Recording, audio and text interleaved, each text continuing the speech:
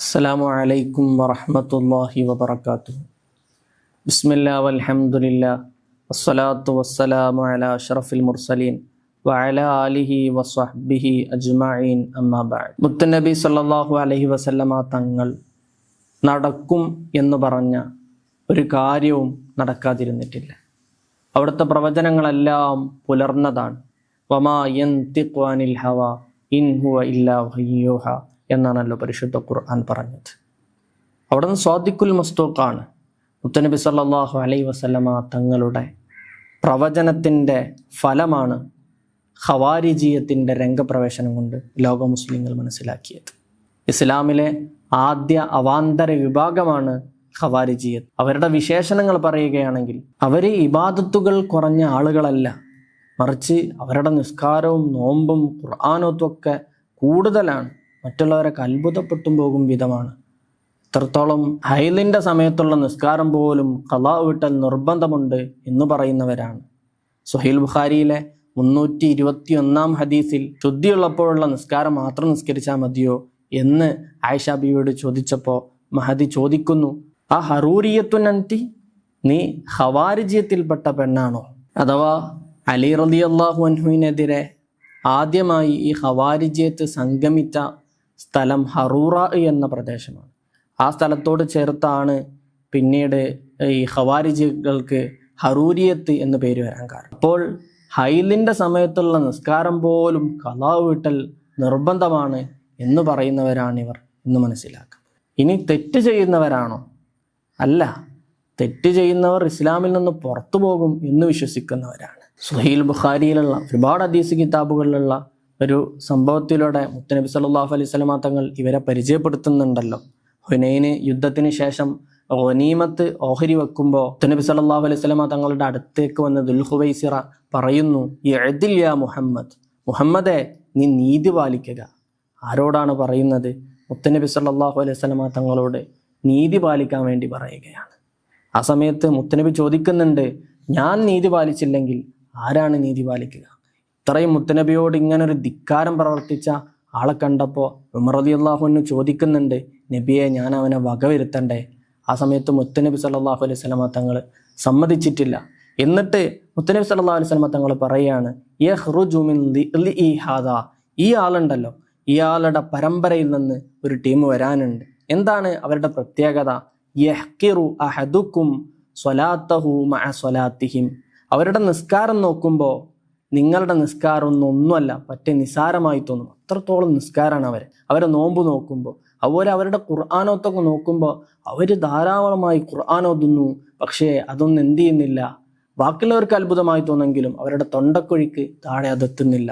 എന്നിട്ട് അവസാനം പറയുന്നുണ്ട്, യംറുഖൂന മിനദ്ദീനി കമാ യംറുഖു സഹ്മു മിനർ റമിയ്യ, ഒരു വേട്ടമൃഗത്തിലേക്ക് ഒരു അമ്പ് തറച്ച് പുറത്തു പോകുമ്പോൾ അതിലൊരു അടയാളവുമില്ലാത്ത രീതിയിൽ, അത്രയും വേഗതയിൽ, ദീനിനോടൊരു ബന്ധവുമില്ലാത്ത രീതിയിൽ അവർ ദീനിൽ നിന്ന് വേർപിരിഞ്ഞു പോകുമെന്ന് മുത്തനബി സല്ലല്ലാഹു അലൈഹി വസല്ലമ തങ്ങൾ പഠിപ്പിക്കുകയാണ്.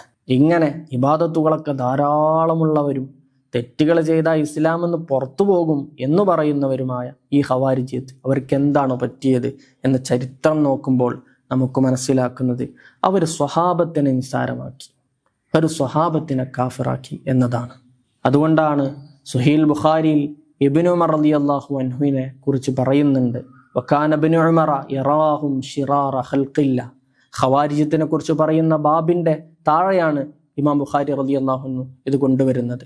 അഥവാ ഈ ഖവാരിജിയത്തിനെ ലോകത്ത് എല്ലാവരെക്കാളും മോശപ്പെട്ടവരായി, ഏറ്റവും കൂടുതൽ ഷർറിൻ്റെ ആളുകളായിരുന്നു ഇബ്നു ഉമർ റളിയല്ലാഹു അൻഹു കണ്ടിരുന്നത്. എന്താണ് കാരണം? വഖാല, എന്നിട്ട് ഇബ്നു ഉമർ റളിയല്ലാഹു അൻഹു പറയുകയാണ്, ഇന്നഹും ഇൻതലഖൂ ഇലാ ആയാത്തിൻ നസലത്ത് ഫിൽ കുഫാരി ഫജഅലൂഹാ അലൽ മുസ്ലിമീൻ.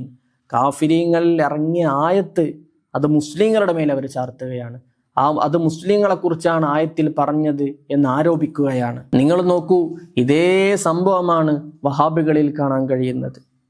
മക്കയിൽ അബൂജഹലിലും ഉത്തുബയിലും ഷൈബയിലും അങ്ങനെ തുടങ്ങി മുശ്രിക്കുകളിൽ ഇറങ്ങിയ ആയത്തെടുത്തുകൊണ്ട് ലാ ഇലാഹ ഇല്ലല്ലാഹ് മജ്ജയിലും മാംസയിലും അലിഞ്ഞു ചേർന്ന് അചഞ്ചലമായ തൗഹീദിൽ അടിയുറച്ച് വിശ്വസിക്കുന്ന മുസ്ലിങ്ങളുടെ മേൽ ആരോപിക്കുകയാണ്. അതുകൊണ്ടാണ് പരിശുദ്ധ ഖുർആനിലെ സൂറത്ത് ഫാത്തിറിലെ 8-ാം ആയത്ത് അഫമൻ സുയ്യിന ലഹു സുഉ അമലിഹി ഫറആഹു ഹസന, അഥവാ തങ്ങൾ ചെയ്യുന്ന മോശപ്പെട്ട കാര്യങ്ങൾ വലിയ കാര്യമാണ്, നല്ല കാര്യമാണ് എന്ന് കരുതപ്പെടുന്ന ഒരു കൂട്ടം ആളുകളെ അള്ളാഹു പറയുകയാണ്. ഈ ആയത്തിൻ്റെ തഫ്സീറിൽ ഹിജറ 1247 വഫാത്തായ ബഹുമാനപ്പെട്ട അഹമ്മദ് സ്വാവി റഹിമഹുല്ല പറയുന്നത് ഇങ്ങനെയാണ്. മഹാനവറുകൾ പറയുന്നു, ഹാദിഹിൽ ആയത്തു നസലത്ത് ഫിൽ ഖവാരിജിൽ ലദീന യുഹർരിഫൂന തഅവീലൽ കിതാബി വസുന്ന. ഖുർആനിനെയും സുന്നത്തിനെയും ദുർവ്യാഖ്യാനിക്കുന്ന ഖവാരിജികളെ കുറിച്ചാണ് ഈ ആയത്തിൽ പറയുന്നത്. അഥവാ അവർ ഖുർആനും സുന്നത്തൊക്കെ ദുർവ്യാഖ്യാനിക്കുന്നു, എന്നിട്ടത് വലിയ സംഭവമാണ് എന്ന് കരുതുന്നു.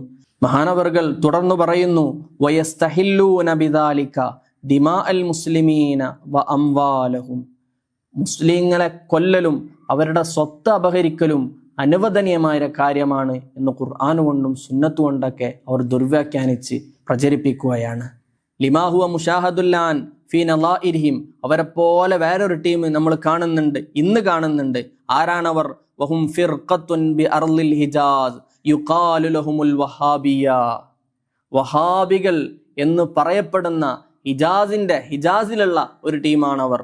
അതേ ഖവാരിജിയത്തിന്റെ അതേ പകർപ്പാണ് വഹാബികൾ എന്ന് ബഹുമാനപ്പെട്ടവര് പറയാണ്. യഹ്സബൂന അന്നഹും അലാ ഷൈഇൻ അലാ ഇന്നഹും ഹുമുൽ കാദിബൂൻ. അവർ വലിയ സംഭവമാണെന്ന് അവർ കരുതുന്നുണ്ട്. എന്നിട്ട് ബഹുമാനപ്പെട്ടവര് ശേഷം പറയുന്നുണ്ട്, ഇസ്തഹ്വദ അലൈഹിമുശ് ശൈത്താനു ഫഅൻസാഹും ദിക്റല്ലാഹ്. അതെ, ഷെയ്ത്താന് അവർക്ക് മേലിൽ സ്വാധീനം ചെലുത്തിയിട്ടുണ്ട്. ദിക്ർ അവരെ മറപ്പിച്ച് കളയാണ്. അതുകൊണ്ടാണ് ദിക്ർ മജ്ലിസുകളും എല്ലാം അവരിങ്ങനെ എതിർക്കുന്നത്. ഉലൈക ഹിസ്ബു ശൈത്താനി അലാ ഇന്ന ഹിസ്ബ ശൈത്താനി ഹുമുൽ ഖാസിറൂൻ. അതെ, അവർ യഥാർത്ഥത്തിൽ ഷെയ്ത്താന്റെ പാർട്ടികളാണ്. ഷെയ്ത്താന്റെ പാർട്ടികൾ ആരോ അവർ തീർച്ചയായും പരാജിതരാണ് എന്ന് ബഹുമാനപ്പെട്ടവർ അവിടുത്തെ തഫ്സീർ സ്വാവിയുടെ 5-ാം വാള്യം 78-ാം പേജിൽ പറയുന്നതായി കാണാം. നമ്മൾ മനസ്സിലാക്കേണ്ട പ്രധാനപ്പെട്ട വിഷയം, എല്ലാ ബിദ്അത്തുകാരും ഇസ്തിഗാസ എതിർക്കുന്നില്ല, തവസ്സുലിനെ എതിർക്കുന്നില്ല. അതൊക്കെ പലതും ഇബ്നു തൈമിയ്യയ്ക്ക് ശേഷം വന്നതാണ്. എന്നാൽ എല്ലാവരിലുള്ള പ്രധാനപ്പെട്ട വിഷയം തഹ്ഖീറു മാ അല്ലമഹുല്ലാഹ് എന്നതാണ്. അഥവാ അള്ളാഹു ബഹുമാനിച്ചതിനെ നിസാരമാക്കുക. അത് അവരുടെ ഓരോ വിഷയങ്ങൾ എടുത്തു നോക്കുമ്പോൾ നമുക്ക് വ്യക്തമായി മനസ്സിലാകും. ഇൻഷാ അല്ലാഹ് നമ്മളുടെ ഓരോ ക്ലാസ്സുകളും ശ്രദ്ധിച്ചാൽ നമുക്കത് പെട്ടെന്ന് ബോധ്യപ്പെടും. അള്ളാഹു തൗഫീഖ് നൽകുമാറാകട്ടെ. അള്ളാഹു ബഹുമാനിച്ചതിനെ നിസാരമാക്കലാണ് ഇവരുടെ മുഖ്യ അജണ്ട. സ്വഹാബത്തിനെ അള്ളാഹു ബഹുമാനിച്ചു, അവർ നിസാരമാക്കി. വേറെ ചിലർ അഹ്ലുബൈത്തിനെ നിസാരമാക്കി.